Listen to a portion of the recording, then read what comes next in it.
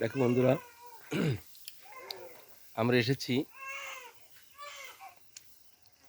আমার ভাই সুবাই বিশ্বাসের মামাবাড়ি ডোবা না ডোবাতে। সত্যি আজকে ঘটনাক্রমে আমি ওদের বাড়ি গিয়েছিলাম, সকালবেলা একটা কাজে গিয়েছিলাম, কিন্তু ভাই বাইরে ছিল, এসে বললো কি যে দাদা চলেন আমরা ঘুরে আসি।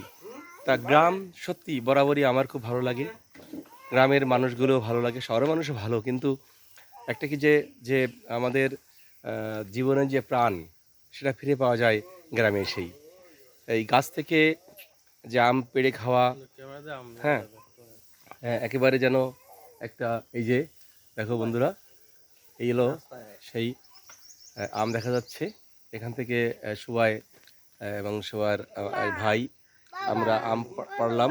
এই যে একটা ছোট্ট, এই যে মামনি, নিদারুণ একটা পরিবেশ, যা এই পরিবেশ পাওয়া যায় না। এই যে ভাই,